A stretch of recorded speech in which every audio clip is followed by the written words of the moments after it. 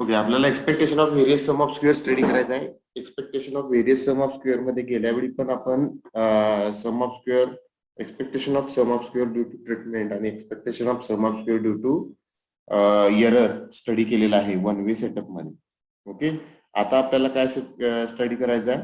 Expectation of various sum of squares in treatment. आता 2 वे no आहे ना आता आपलं, त्यामुळे ट्रीटमेंट, ब्लॉक आणि एरर हे 3 आपल्याला स्टडी करायचे आहेत. ओके, सो त्यातला पहिला जो आहे ट्रीटमेंटचा बघूया आपण आज. Okay, so expectation of various sum of square study करत असताना पहिल्यांदा अगोदर YIJ म्हणजे काय, वाय बार आय डॉट म्हणजे काय, वाय बार डॉट डॉट म्हणजे काय आणि वाय बार डॉट जे म्हणजे काय हे स्टडी केलं पाहिजे. सो YIJ म्हणजे आपल्याकडे मॅथमॅटिकल मॉडेल आहे. कोणतं मॉडेल आहे? Mu plus alpha I plus beta J plus epsilon I जे. आता वाय बार आय डॉट म्हणजेच काय केला की याचा मीन विथ रिस्पेक्ट टू जे जर या दोन्हींचा जर घेतला तर काय काय येईल? विथ रिस्पेक्ट टू जे म्हणजे summation over J is equal to 1 to काय होणार ते एच, बरोबर ना? Summation I running from 1 to K, J running from 1 to H divided by H असं होईल. ते म्हणजे वाय बार आय डॉट येईल, बरोबर का? इथे मी दाखवतो. So summation YIJ divided by H, J running from 1 to H is equal to summation जे रनिंग फ्रॉम 1 टू एच. ह्या प्रत्येक टर्मला समेशन जाईल. ओके, म्यू प्लस समेशन जे running from 1 to H alpha I plus summation जे running from 1 to H beta J plus summation जे running from 1 to H epsilon I J आणि divided by H केले त्यामुळे या प्रत्येकाला H न divide होईल. Okay, now sum of constant हा काय झाला तुमचा? हा झाला y bar I dot. Y bar I dot is equal to sum of constant is h times mu, कारण समेशन जे रनिंग फ्रॉम 1 टू एच आहे. ओके, म्हणून इथं काय आला तुमचा h mu divided by H. H H get cancel. Okay, म्हणजे mu फक्त राहिला प्लस समेशन अल्फा आय.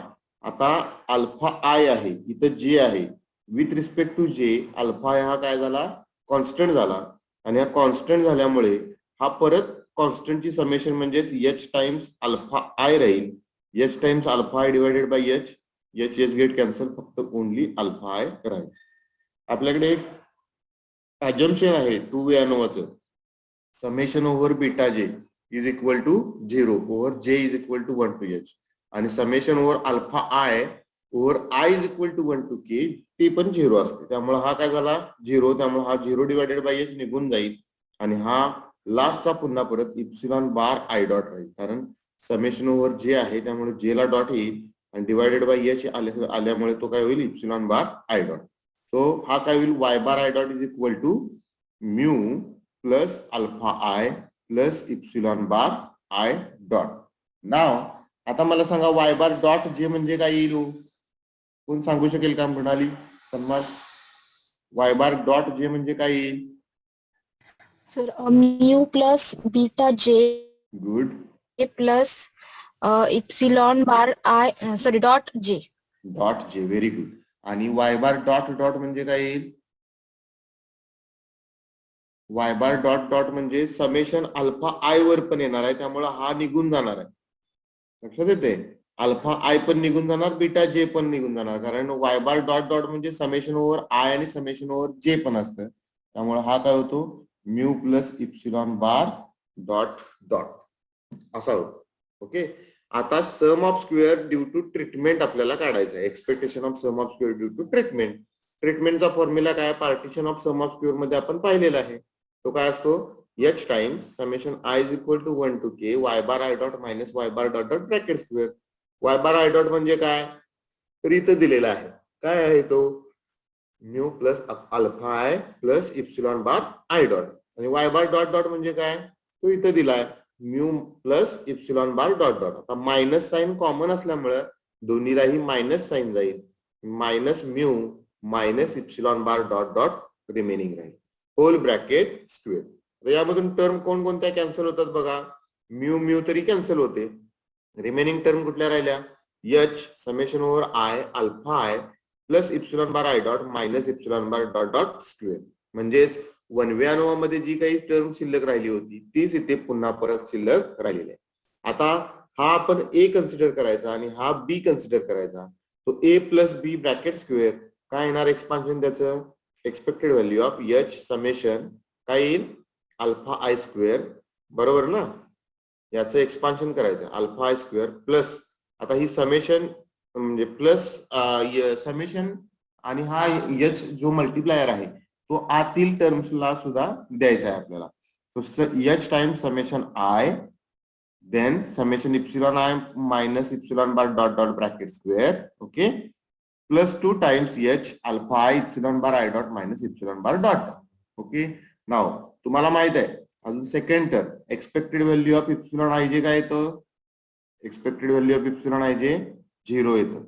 त्यानंतर मग त्याचमुळे expected value of epsilon bar expected value of epsilon ही प्रत्येक टर्म काय येणार आहे 0 येणार आहे. Expected value of epsilon bar dot J सुद्धा 0 येणार आणि expected value of epsilon bar dot dot ही सुद्धा काय येणार 0 येणार. Okay sorry. सो आता आपल्याला काय बघा ही टर्म काय झाली 0 झाली. ही टर्म एक आहे आपल्याकडे जी फिक्स्ड इफेक्ट रँडम मॉडेलची आहे. ओके हे फिक्स्ड इफेक्ट आहेत अल्फा आय आणि एच हा कॉन्स्टंट असल्यामुळे एक्सपेक्टेशन याच्यावर लागू पडत नाही. एक्सपेक्टेशन फक्त रँडम व्हेरिएबलवर जाणार. So expectation goes to directly here. Okay so h times summation alpha i square हे कॉमन आलं बाहेर.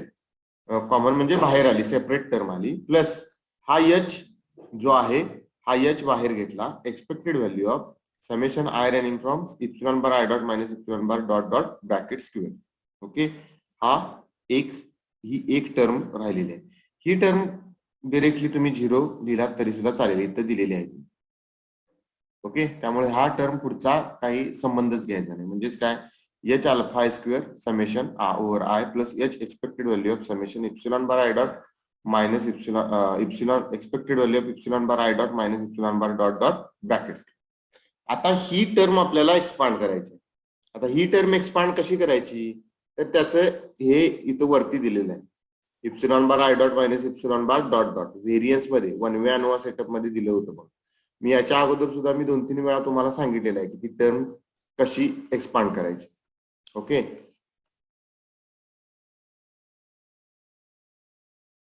सो डिरेक्टली तुम्ही जरी केलात आहे सॉरी हे 2वे अनोवाचे नोट्स आहेत 1वे अनोवाच्या नोट्स मध्ये ते अवेलेबल आहे. मी तुम्हाला डायरेक्टली सांगतो. आता ही टर्म जी आहे ही टर्म डिरेक्टली इथे कशी घ्यायची आहे ते बघायचं आहे.